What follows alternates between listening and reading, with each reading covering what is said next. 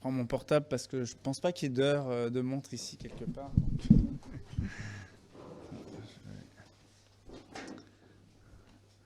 Alors bonjour à tous. Je suis effectivement vraiment content d'être parmi vous. Alors il y en a que je ne vois pas là, ça c'est les défis de votre église, hein, de la question du bâtiment pour laquelle je prie aussi avec vous. Je dis ça parce que donc Évrard c'est un ami de longue date. On se connaît depuis 1993, très exactement, campagne d'évangélisation à Nogent-sur-Marne. Voilà, donc ça remonte il y a bien longtemps, on a le même âge. Voilà, si vous savez son âge, vous savez le mien du coup.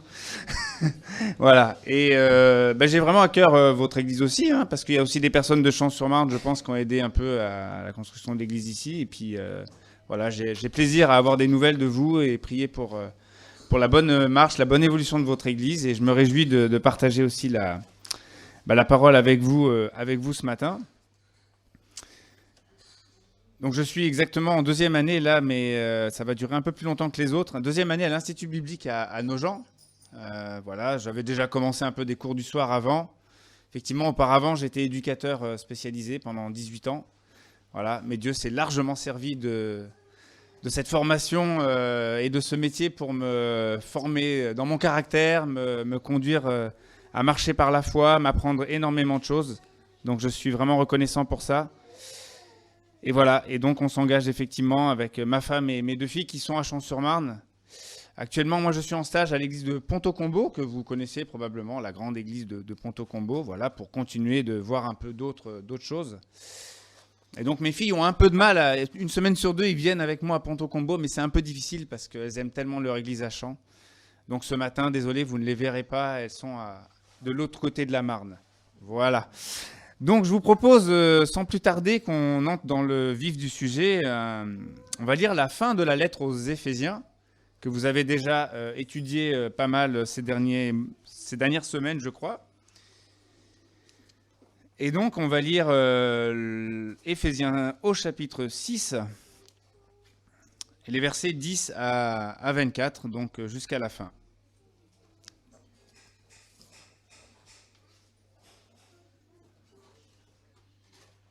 Éphésiens 6, 10 à 24. Donc, je vais lire dans la version de la Bible du Semeur. Pour conclure, puisez votre force dans le Seigneur et dans sa grande puissance. Revêtez-vous de l'armure de Dieu, afin de pouvoir tenir ferme contre toutes les ruses du diable, car nous n'avons pas à lutter contre des êtres de chair et de sang, mais contre les puissances, contre les autorités, contre les pouvoirs de ce monde des ténèbres et contre les esprits du mal dans le monde céleste. C'est pourquoi endossez l'armure que Dieu donne afin de pouvoir résister aux mauvais jours et tenir jusqu'au bout après avoir fait tout ce qui était possible. Tenez donc ferme, ayez autour de la taille la vérité pour ceinture et revêtez-vous de la droiture en guise de cuirasse. Ayez pour chaussure à vos pieds la disponibilité à servir l'évangile de la paix. En toutes circonstances, saisissez-vous de la foi comme d'un bouclier avec lequel vous pourrez éteindre toutes les flèches enflammées du diable. Prenez le salut pour casque et l'épée de l'esprit, c'est-à-dire la parole de Dieu. En toutes circonstances, faites toutes sortes de prières et de requêtes sous la conduite de l'esprit. Faites-le avec vigilance et constance, et intercédez pour tous les membres du peuple saint. En particulier pour moi. Demandez à Dieu de me donner quand je parle les mots que je dois dire pour annoncer avec assurance le secret que révèle l'Évangile. C'est de cet Évangile que je suis l'ambassadeur, un ambassadeur enchaîné. Priez donc que je l'annonce avec assurance comme je dois en parler. Vous pouvez prier pour moi dans ce sens d'ailleurs. Pour que vous connaissiez vous aussi ma situation et que vous sachiez ce que je fais, Tychik, notre cher frère, qui est un serviteur fidèle dans la communion avec Christ, vous mettra au courant de tout ce qui me concerne.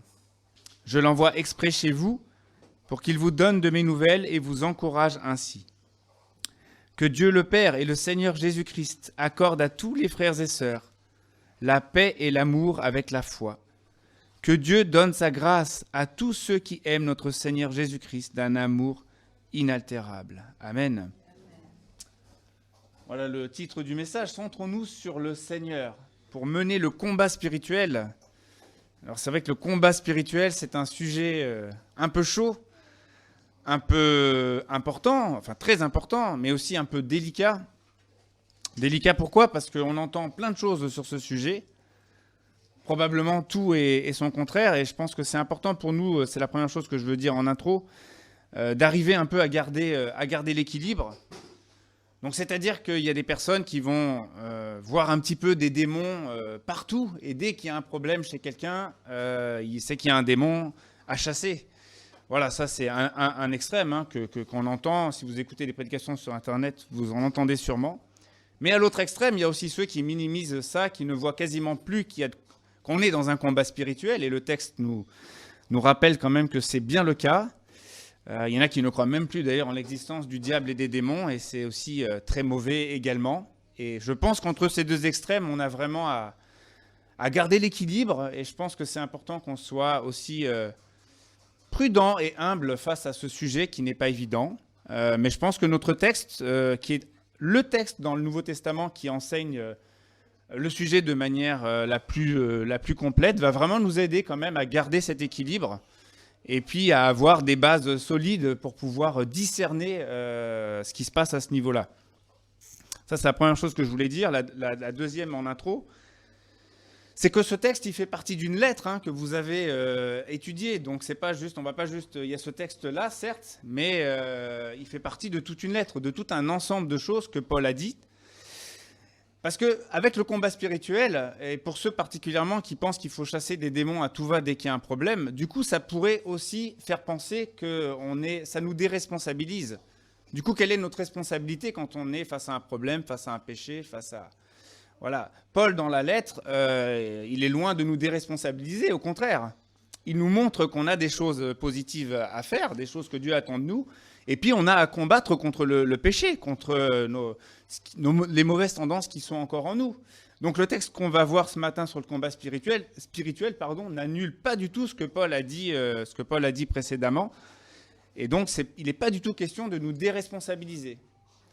Alors comment lier les deux ? En fait, le combat contre le péché, en fait, s'inscrit aussi dans un combat qui est un peu plus vaste et qui nous dépasse, c'est vrai, un combat spirituel contre les puissances mauvaises, comme on va le voir. C'est donc dans un combat un peu plus large que s'inscrit le combat contre le péché. Et en fait, comment est-ce qu'on combat ce combat spirituel ? Justement en vivant tout ce que Paul a dit précédemment dans sa lettre. Alors si on devait résumer un petit peu les choses... J'ai mis « centrons-nous sur le Seigneur » parce que je pense que ce qu'on a dans ce texte, ce que le texte nous montre, c'est que ce combat se gagne en nous centrant sur Dieu. Et ça, c'est important de le dire, sur Dieu qui est tout-puissant, et non pas sur les démons, le diable, etc. Maintenant, ça ne veut pas dire qu'il faut ignorer le diable et les démons. Comme dit Paul, nous n'ignorons pas ses desseins, ses plans. C'est dans 2 Corinthiens, alors je n'ai pas noté la référence, excusez-moi, qu'il le dit. Mais en tout cas, dans ce texte même, il nous montre leur existence, et donc c'est important de savoir ce qui se passe.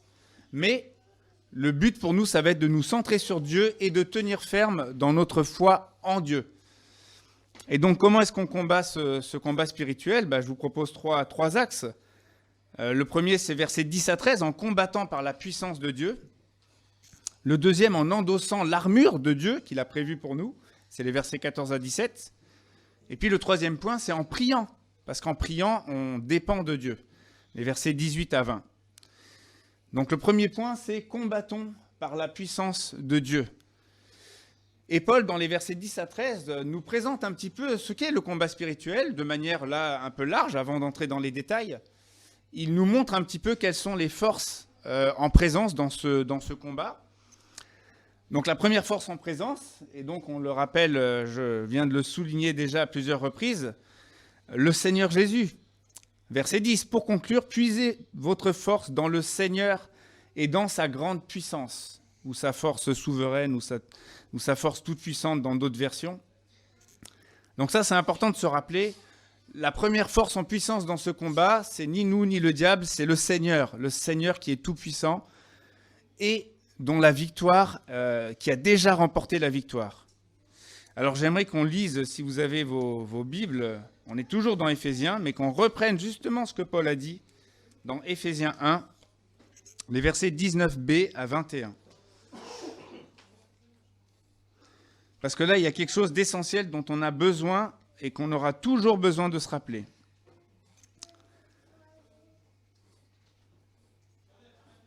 Alors on parle de la puissance de Dieu. Donc verset 19b, « Cette puissance, en effet, il l'a déployée dans toute sa force, en la faisant agir en Christ, lorsqu'il l'a ressuscité et l'a fait siéger à sa droite dans le monde céleste. Là, Christ est placé, bien au-dessus de toute autorité, de toute puissance, de toute domination et de toute souveraineté, au-dessus de tout nom qui puisse être cité, non seulement dans le monde présent, mais aussi dans le monde à venir. » Ça, mes frères et sœurs, là, on est sur la base dans le combat spirituel. Ça ne veut pas dire que le combat n'est pas rude pour nous, parce que tout n'est pas encore accompli, ça, ce sera dans le ciel. Mais déjà, Christ a remporté la victoire, déjà, il est assis à la droite de Dieu, déjà, il est victorieux, et il est au-dessus de toutes ces puissances qui peuvent tenter de nous accabler et nous décourager, comme on le verra, mais lui est au-dessus. Et nous sommes appelés donc à puiser notre force dans la sienne. Donc je disais, les forces en présence, le Seigneur Jésus, Dieu Tout-Puissant. Les deuxièmes forces en présence, effectivement, c'est les puissances des ténèbres, qui ont différents noms, là. Les puissances, les autorités, les pouvoirs de ce monde de ténèbres, les esprits du mal dans le monde céleste, qui sont bien réels, qui existent. Et donc, il faut quand même dire évidemment deux mots qui ne sont pas forcément dits ici, mais rappeler effectivement que le diable utilise toutes sortes de ruses, de manœuvres, de stratégies. Lui, son but, c'est quoi? C'est de nous faire chuter. C'est de nous faire tomber, soit dans le péché, soit de nous décourager, soit de nous faire douter de la bonté de Dieu, comme il l'a fait avec Adam et Ève dès le jardin d'Éden, de nous oppresser, de nous attaquer, comme il l'a fait avec Job assez violemment. Ça arrive aussi. Donc, il ne faut pas nier cela. Au contraire, il faut en être bien conscient. Mais être conscient que le Seigneur est au-dessus de lui et de toutes ses troupes. Mais le but du diable, c'est vraiment de nous rendre inopérants dans la foi, de nous faire déchoir de la foi. Et au niveau collectif aussi, il agit aussi. Je pense que le diable tente toujours de nous isoler. Quand on a par exemple un péché dont on n'arrive pas à se défaire et qu'on n'ose pas en parler, là, c'est une bonne stratégie du diable de nous isoler pour qu'on reste dans ce péché. Le diable tente aussi de nous diviser dans les églises. Et ça, malheureusement, on le voit bien trop souvent. Donc voilà un petit peu les stratégies du diable, si on peut un peu résumer. Dans les forces en présence, dans les protagonistes de ce combat spirituel, bien sûr, en dernier lieu, il y a nous. Il y a nous, alors évidemment, face aux puissances des ténèbres, on ne peut pas faire grand-chose en nous-mêmes, d'où la nécessité de combattre en puisant nos forces en Dieu et en revêtant ses armes, en saisissant ses armes et nous revêtant de son armure. Et donc, il nous dit, nous n'avons pas à lutter, au verset 12, contre des êtres de chair et de sang, mais contre les puissances, etc. Donc, ça veut dire que ce n'est pas un combat à mener de manière humaine. Ce n'est ni un combat contre des humains, et donc là, Paul nous avertit de ne pas nous tromper de cible. Bien souvent, on se trompe de cible, n'est-ce pas? On voit dans les frères et sœurs un tel problème qu'on en vient des fois à vouloir un peu combattre. On ne le dit pas comme ça, mais c'est ce qui se passe dans la réalité de nos vies. Mais là, il nous rappelle de ne pas nous tromper de cible. Ce n'est pas contre des êtres humains, ni à la manière humaine qu'on pourra combattre. Et justement, il nous présente également l'équipement, puisqu'il nous dit, revêtez, au verset 11, revêtez-vous de l'armure de Dieu, afin de pouvoir tenir ferme. Au verset 13, c'est pourquoi endosser l'armure que Dieu donne, donc c'est répété vraiment à plusieurs reprises. Et donc là, il y a à saisir l'ensemble de cette armure, toutes les armes.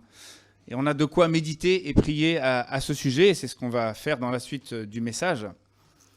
Maintenant, sur le combat spirituel, il est important de bien comprendre c'est quoi le but. Parce que donc, il y en a qui veulent constamment chasser des démons. Je pense qu'il y a des situations, certainement, qu'il y a des prières de délivrance à faire. Il n'y a pas de souci avec ça. Mais le but qui nous est présenté ici, ce n'est pas un but offensif, c'est plus un but défensif, de pouvoir tenir ferme et de pouvoir résister à tous les assauts du diable et de ses troupes. Et c'est répété également à plusieurs reprises. Au verset 11, afin de pouvoir tenir ferme. Au verset 13, afin de pouvoir résister aux mauvais jours. Et puis le verset 14, tenez donc ferme. Donc c'est important d'avoir à l'esprit quel est le but du combat spirituel. C'est une posture défensive pour tenir notre position unie à Christ, notre position de victoire en Christ jusqu'au bout.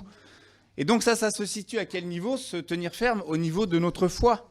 C'est là qu'est le cœur, la cible que le diable vise, de nous faire tomber, qu'on ne croit plus en lui, qu'on soit tellement découragé que notre foi, on l'abandonne. Mais ça, on peut passer par des périodes comme ça, mais quand on a la vraie foi, je pense que Dieu jamais, lui, ne nous abandonne.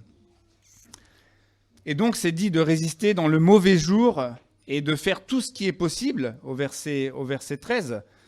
Résister au mauvais jour et tenir jusqu'au bout après avoir fait tout ce qui est possible. Là, on voit quand même que la dureté du combat. Christ, certes, est victorieux, mais tant que nous, on est dans cette chair et dans cette vie, tant que Christ n'est pas revenu, il y a un réel combat qui peut être très difficile et qui va nous demander des efforts, qui va nous coûter, qui va nous demander de la persévérance jusqu'au bout.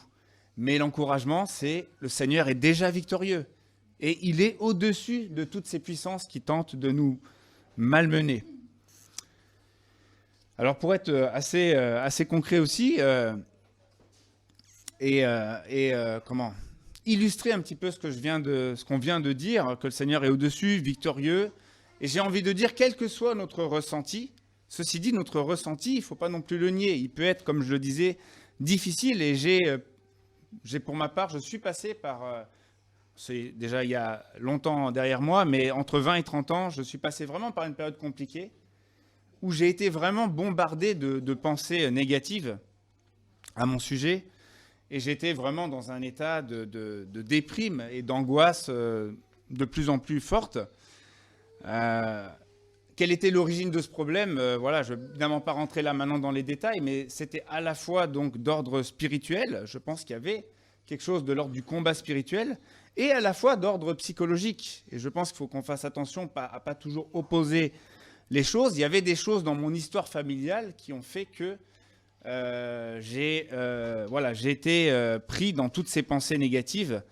Mais l'ennemi cherchait aussi à profiter de cette situation pour m'accabler et me maintenir dans un état de déprime, avec toutes sortes de pensées mensongères, voilà, en prenant appui sur les faiblesses humaines qui provenaient notamment de mon parcours familial et de la manière dont j'avais vécu tout ça. Le Seigneur, dans tout ça, m'a vraiment aidé à... Comment est-ce qu'il m'a aidé à surmonter? Déjà, dans la période qui était compliquée, il m'a permis de rester focalisé malgré tout sur sa parole. Même si à ce moment-là, j'étais dans un état de faiblesse tel que j'avais du mal à m'approprier les promesses de Dieu.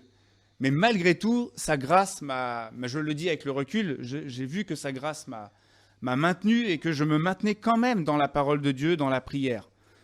Et Dieu a aussi entendu mes cris, mes appels au secours. Et il a permis que d'une manière assez extraordinaire et assez forte, il puisse me rappeler son amour que je ne voyais plus. J'avais l'impression qu'il n'était pas content de moi. Je me sentais très coupable d'être dans cet état-là. Et le Seigneur a utilisé une sœur qui n'était pas du tout au courant de l'état dans lequel j'étais pour faire prier pour moi. Et les mots qu'elle a employés m'ont vraiment permis de me saisir à nouveau de l'amour de Dieu. Et donc voilà, ce qui est important, c'est ce qui m'a aidé par la suite, c'est de me rappeler les vérités de la parole de Dieu. Et c'est vraiment ça qui va nous aider à tenir ferme. La suite a été un cheminement long et progressif, mais sur la base de l'amour de Dieu qu'il m'avait rappelé à travers cette sœur. Un petit peu les détails de notre armure. Donc c'est le deuxième point, endossons l'armure donnée par Dieu. Alors je propose qu'on relise les versets 14 à 17 pour bien s'imprégner là de ce que Paul nous dit. Tenez donc ferme, ayez autour de la taille la vérité pour ceinture, et revêtez-vous de la droiture en guise de cuirasse. Ayez pour chaussure à vos pieds la disponibilité à servir l'évangile de la paix. En toutes circonstances, saisissez-vous de la foi comme d'un bouclier avec lequel vous pourrez éteindre toutes les flèches enflammées du diable. Prenez le salut pour casque et l'épée de l'esprit, c'est-à-dire la parole de Dieu. On ne va pas étudier en détail chacune des pièces de cette armure, ce serait trop long, mais j'aimerais faire une première remarque globale sur l'ensemble de ces armes. Vous avez remarqué, c'est plus les pièces d'une armure que des armes. Et quelque chose qui est essentiel par rapport à cette armure, c'est que la parole de Dieu, finalement, elle est centrale dans pour pouvoir vraiment s'approprier chacune de ces pièces. On a la ceinture, la vérité pour ceinture, mais quelle est la vérité? C'est la parole de Dieu, la vérité. La droiture en guise de cuirassé. Qu'est-ce qui nous montre comment marcher de manière juste et droite aux yeux de Dieu? C'est la parole de Dieu. Les chaussures à vos pieds, la disponibilité à servir l'évangile de la paix. Mais c'est la parole de Dieu qui nous révèle l'évangile de la paix. La foi comme bouclier. La foi vient de ce qu'on entend, et ce qu'on entend vient de la parole de Christ, Romains 10, 17. La foi, elle naît de la parole de Dieu, et elle est renouvelée grâce à la parole de Dieu. Le casque du salut, c'est la parole de Dieu qui nous montre le salut, et qui nous donne cette assurance de notre salut. Et puis l'épée de l'esprit, c'est la parole de Dieu, c'est dit clairement. Pourquoi? Parce que la parole de Dieu, elle a été inspirée par l'esprit, et cet esprit qui vit en ceux qui ont cru en Jésus, en nous qui sommes enfants de Dieu, cet esprit nous aide à comprendre la parole de Dieu et nous aide à la mettre en pratique et à l'appliquer de manière juste dans nos vies personnelles. Donc tout ça, je pense, vous comprenez que pour le combat spirituel, pour mener ce combat, combien la parole de Dieu est importante, centrale et précieuse, et qu'il est essentiel d'être en contact très régulier, très fréquent avec cette parole pour être façonné par elle, pour être corrigé dans nos pensées, où il se passe beaucoup de choses. Le combat, c'est avant tout dans nos pensées. Et on a besoin de cette parole de vérité pour caler nos pensées sur la vérité de Dieu. On en a besoin à la fois individuellement et à la fois collectivement. C'est ce qu'on fait là en prédication, mais c'est ce que vous faites quand vous vous réunissez à 2 ou 3 ou dans les groupes de maison. Donc soyez encouragés, c'est vraiment la parole de Dieu qui va nous aider à tenir ferme. Alors j'aimerais juste développer un tout petit peu des pièces de l'armure. J'en ai choisi une qui est directement en lien avec la parole de Dieu, c'est la ceinture de la vérité.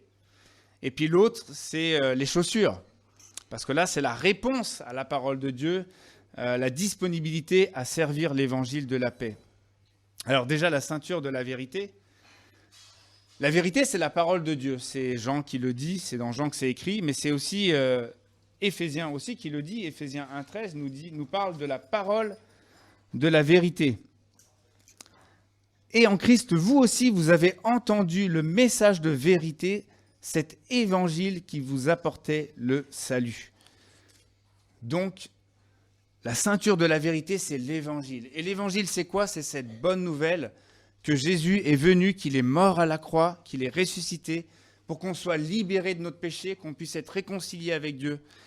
Et alors là, je vous invite, on ne va pas le relire maintenant, mais à relire Éphésiens 1, les versets 3 à 14, qui nous montrent tous les aspects merveilleux du salut que Dieu nous a accordé en Jésus-Christ. C'est-à-dire qu'on est choisi de toute éternité, qu'on est adopté dans la famille de Dieu, qu'on est délivré et pardonné du péché, qu'on est éclairé du plan de Dieu et qu'on a reçu le Saint-Esprit. Je résume, mais je vous invite à relire Éphésiens 1, 3 à 14.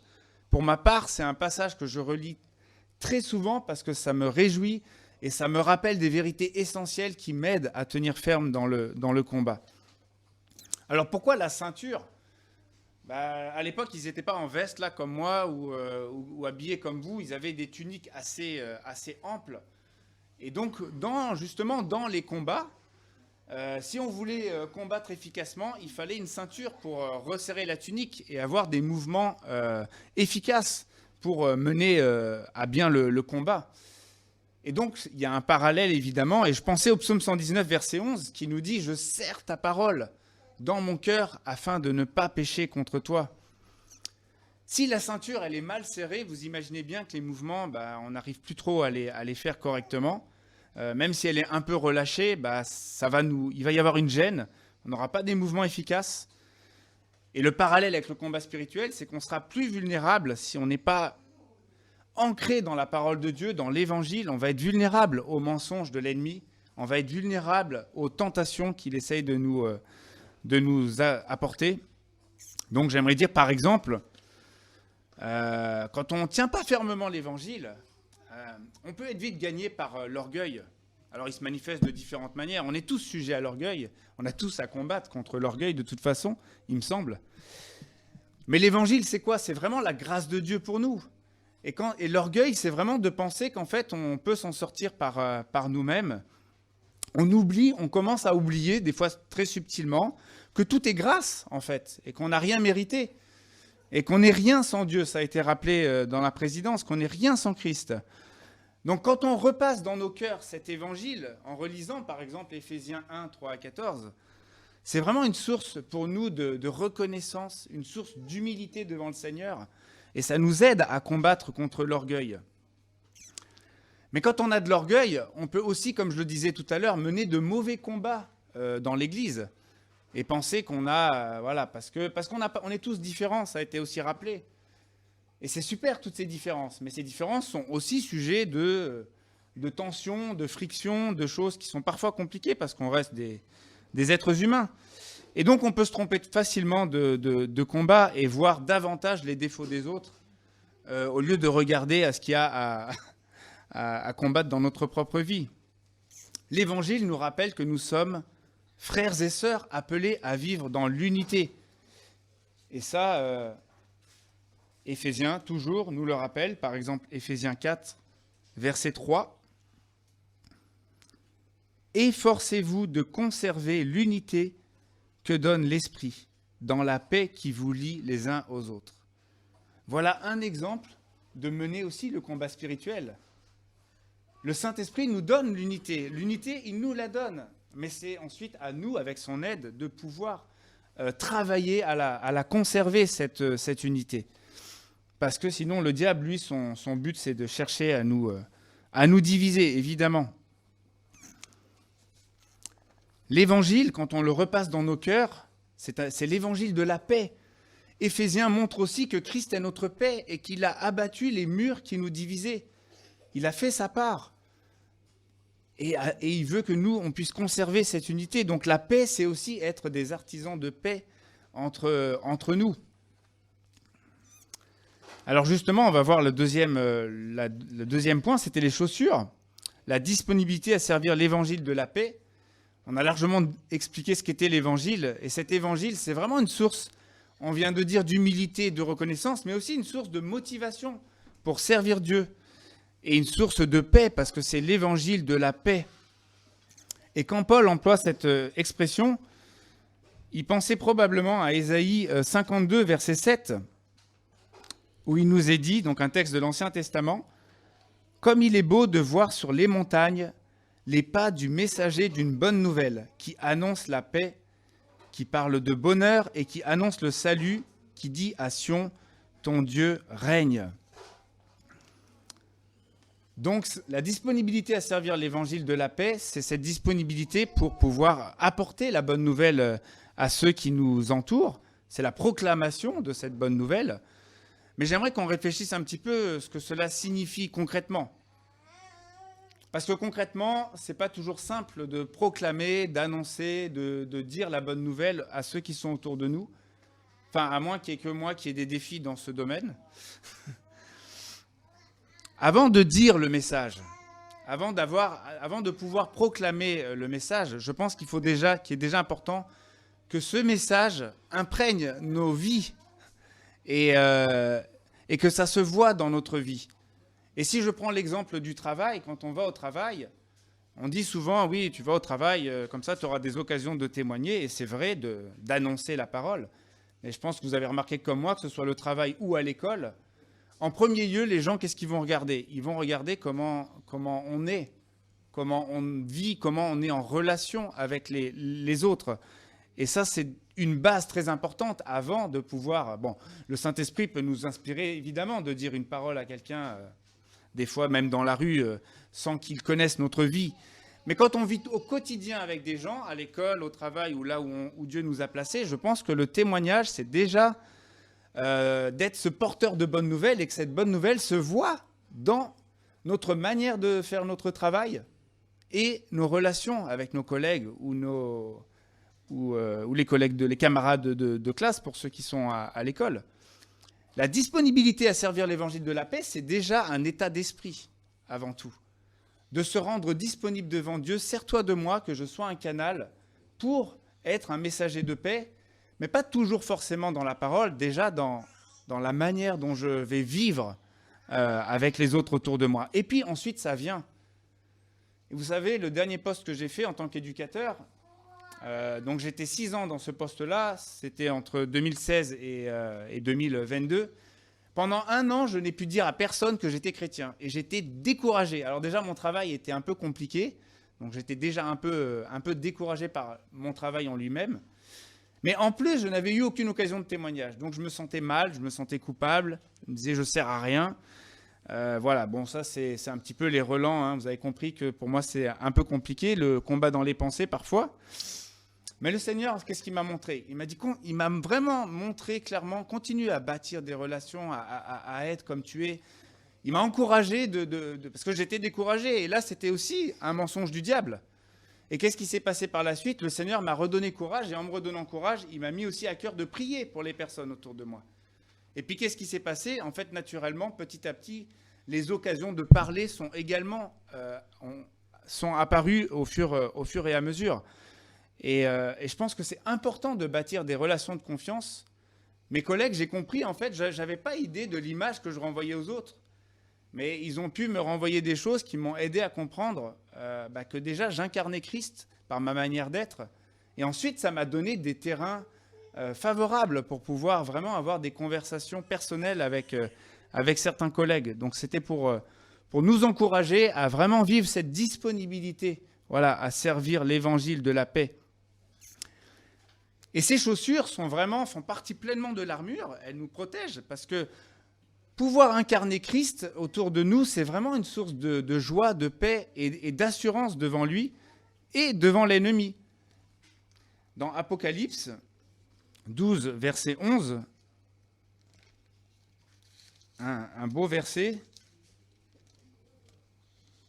on va déjà lire au verset 10b, « Car l'accusateur de nos frères, donc Satan, l'ennemi, celui qui jour et nuit les a accusés devant Dieu, a été jeté hors du ciel. Mais eux, donc les enfants de Dieu, ils l'ont vaincu grâce au sacrifice de l'agneau et grâce au témoignage qu'ils ont rendu pour lui. »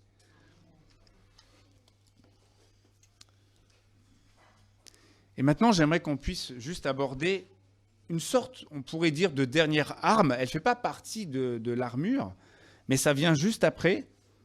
C'est la prière. J'ai intitulé la 3e partie « Prions pour dépendre de Dieu ». On va relire les versets 18 à 20 dans Éphésiens 6.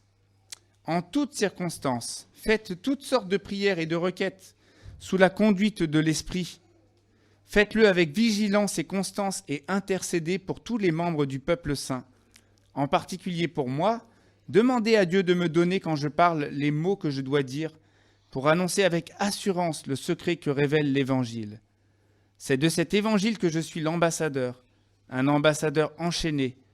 Priez donc pour que je l'annonce avec assurance, comme je dois en parler. » J'aimerais juste souligner l'importance de la prière. Je pense qu'on sait cela, mais ce n'est pas toujours facile à appliquer. J'en parlerai un petit peu juste après. Mais déjà, ce passage montre à quel point c'est important. Pour pouvoir justement s'approprier toute l'armure qui a été décrite juste avant. S'approprier l'armure, ça nécessite des actions de notre part. C'est vrai, comme on l'a vu. Mais sans la prière, toutes nos actions resteront vaines. Parce que la prière nous permet vraiment de dépendre de Dieu pour pouvoir nous approprier ce qu'il nous a déjà donné. Et ça rappelle ce qu'il nous a dit au verset 10. Pour conclure, puisez votre force dans le Seigneur et dans sa grande puissance. Une manière de puiser notre force dans le Seigneur, c'est de repasser les vérités de la parole de Dieu, mais c'est aussi de prier pour que ces vérités-là s'ancrent dans nos cœurs et qu'on puisse vraiment les mettre en pratique. Alors concrètement, et puis avant d'arriver sur le concret, juste j'aimerais souligner, vous avez remarqué ce qu'il dit, en toutes circonstances. Faites toutes sortes de prières. Faites-le avec vigilance et constante. Intercédez pour tous les membres du peuple saint. Tous et tout, ça nous montre à quel point la prière doit être présente à tous les étages, à tous les niveaux. Pas juste comme un rite, mais vraiment comme un moyen de dépendre de Dieu constamment. Et donc j'aimerais poser la question, est-ce que c'est irréaliste? Parce qu'on ne peut pas prier pour tous les saints. Bien sûr qu'on ne peut pas prier pour tous les saints du monde entier, mais vous pouvez prier pour ceux qui sont déjà autour de vous, ou peut-être en choisir quelques-uns, parce que ça ne sert à rien de se mettre la barre trop haute. Dans la prière, comme dans toutes les autres disciplines, il vaut mieux commencer petit, et puis petit à petit gagner du terrain. Et puis là aussi, je pense que c'est vraiment un état d'esprit que Paul nous décrit, en toutes circonstances. C'est vraiment cet état d'esprit de se dire, je ne veux pas dépendre de moi, mais je veux dépendre de toi, Seigneur. Et même pour parvenir à prier, parce qu'on a tous, probablement, à moins que je sois encore le seul, on n'est pas toujours très satisfait de notre vie de prière. En tout cas, c'est ce que j'entends chez beaucoup de chrétiens. Voilà, peut-être pas vous, mais en tout cas, j'entends ça souvent. Et je pense que se culpabiliser, ça mène... Enfin, si c'est une culpabilité qui nous paralyse, ça ne va pas mener à grand-chose. Peut-être qu'on a besoin des fois de se repentir vraiment, parce que Dieu nous montre que là, notre vie de prière, ça ne va pas. Mais je pense qu'on a besoin de compter sur l'esprit aussi, et il le dit là. Faites toutes sortes de prières et de requêtes sous la conduite de l'esprit, ou par l'esprit dans d'autres versions. Donc même dans la prière, même pour pouvoir parvenir à prier, pour savoir comment prier, pour qui prier, on a besoin de l'aide, de dépendre de Dieu par son esprit. Et c'est ce que nous dit Romains 8, 26 à 27 aussi, qu'on ne sait pas trop qu'est-ce qu'il faut demander dans la prière. Et moi, ça m'arrive souvent, même si j'ai un peu des listes de prières ou des choses, des fois, on est un peu démunis dans la prière. On est là, on aimerait bien, mais on ne sait pas trop comment s'y prendre. Et je pense que c'est bon de se rappeler que l'Esprit Saint qui vit en nous veut nous aider. Donc soyez encouragés, et même si ça ne vient pas tout de suite, persévérons dans la prière et persévérons déjà de demander à Dieu de nous aider d'acquérir ce réflexe, de pouvoir, cet état d'esprit, de pouvoir dépendre de lui à tout moment dans la journée, en toute situation, en toutes circonstances. Parce que je pense que là, on a aussi affaire à des mensonges importants de l'ennemi qui veut soit nous accuser pour nous paralyser, donc comme ça, on est tranquille, il ne va pas prier. Soit peut-être, le mensonge aussi, c'est peut-être qu'on peut avoir l'impression de perdre du temps, parce qu'on sait tout ce qu'on a à faire dans la journée, et du coup, prier, ça passe en dernier lieu. Ou alors nous maintenir aussi isolés, parce que la prière, c'est pas juste prier. Il y a prier pour nous, c'est important, mais prier aussi pour tous les saints. Et donc, des fois, on perd de vue cette dimension communautaire de la prière. Et c'est ça qui va contribuer aussi à la victoire des uns et des autres. C'est pas juste personnel, c'est que je veux aussi pouvoir... on est connectés, on est interdépendants les uns les autres, aussi dans la prière. Et puis, la parole de Dieu est source d'inspiration pour la prière. Et j'aimerais conclure en lisant les versets 23 et 24, donc de la fin de cette lettre. Vous voyez ou pas? Que Dieu, le Père, et le Seigneur Jésus-Christ accordent à tous les frères et sœurs la paix et l'amour avec la foi. Que Dieu donne sa grâce à tous ceux qui aiment notre Seigneur Jésus-Christ d'un amour inaltérable. Amen.